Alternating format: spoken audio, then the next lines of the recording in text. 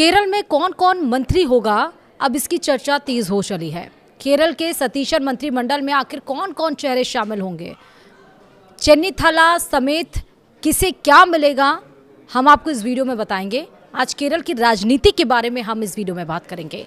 नमस्कार, आप देख रहे हैं न्यूज़ 18 का डिजिटल प्लेटफॉर्म। मैं हूं आपके साथ श्रुति श्रीवास्तव। केरल विधानसभा चुनाव में यूडीएफ की प्रचंड जीत के बाद कल होने वाले शपथ ग्रहण समारोह की तैयारियां पूरी हो चुकी हैं। मनोनीत मुख्यमंत्री वीडी सतीशन और केपीसीसी अध्यक्ष सनी जोसेफ के बीच हाई प्रोफाइल बैठक में कैबिनेट मंत्रियों के नामों की सूची को अंतिम रूप दे दिया गया है। तो जानिए सतीशन कैबिनेट में किन किन चेहरों को मिल सकती है जगह, इस वीडियो में हम विस्तार से आपको बताएंगे।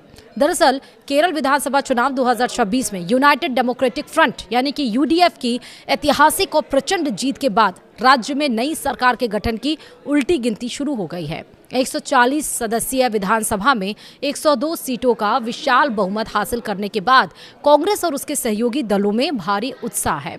राज्य के मनोनीत मुख्यमंत्री वीडी सतीशन कल यानी कि सोमवार को भव्य समारोह में मुख्यमंत्री पद की गोपनीयता की शपथ लेंगे। इस ऐतिहासिक पल से ठीक पहले आज त्रिवेंद्रपुरम में मंत्रिमंडल के चेहरों को अंतिम रूप देने के लिए भारी सियासी हलचल देखी गई। मुख्यमंत्री मनोनीत वीडी सतीशन ने केरल प्रदेश कांग्रेस कमेटी के अध्यक्ष सनी जोसेफ के साथ उनके आवास पर एक बेहद महत्वपूर्ण बैठक की। इस बैठक का मुख्य उद्देश्य कल शपथ लेने वाले कैबिनेट मंत्रियों की सूची को अंतिम रूप देना और विभागों के संभावित बंटवारे पर आम सहमति बनाना था।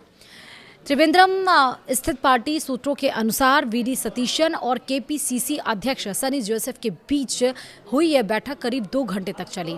इस बैठक में हाईकमान द्वारा दिए गए दिशा निर्देशों और पार्टी के भीतर क्षेत्रीय और जातीय संतुलन को ध्यान में रखते हुए मंत्रियों के नामों पर गहन चर्चा की गई। बैठक खत्म होने के बाद सीएम डिजाइनते वीडी सतीशन सीधे पार्टी मुख्यालय यानी कि इंदिरा भवन के लिए रवाना हो गए, जहां वे यूडीएफ के अन्य घटक दलों के नेताओं के साथ इस सूची को साझा किया।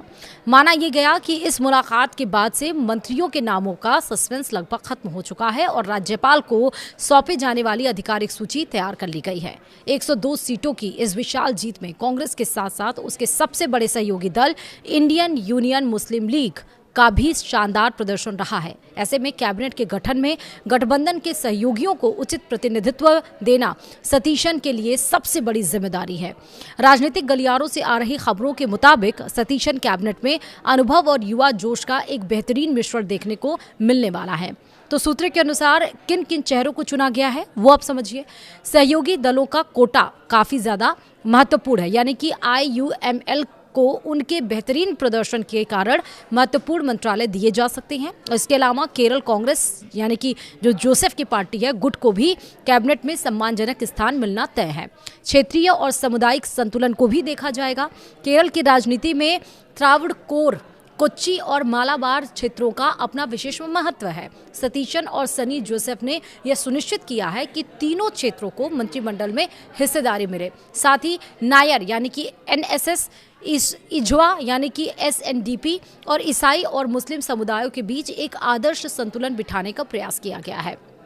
अब किन दिग्गजों के नाम पर सहमति बन सकती है वो भी समझिए। हालांकि आधिकारिक सूची की घोषणा आज देर शाम या कल सुबह की जाएगी, लेकिन कांग्रेस के अंदरूनी सूत्रों के हवाले से कुछ बेहद कद्दावर और प्रमुख नामों पर सहमति बनने की बात सामने आ रही है। जैसे कि कांग्रेस कोटे से पूर्व नेता प्रतिपक्ष रमेश चेन्नीथाला को गृह या वित्त जैसे सबसे महत्वपूर्ण विभाग की जिम्मेदारी सौंपी जा सकती है, जिससे पार्टी के भीतर वरिष्ठता का सम्मान बना रहे। इसके अलावा केपीसीसी के कार्यकारी अध्यक्षों और अग्रिम संगठनों के कुछ बेहद आक्रामक और युवा विधायकों को भी पहली बार कैबिनेट में शामिल कर सतीशन अपनी नई टीम का संदेश देना चाहते हैं।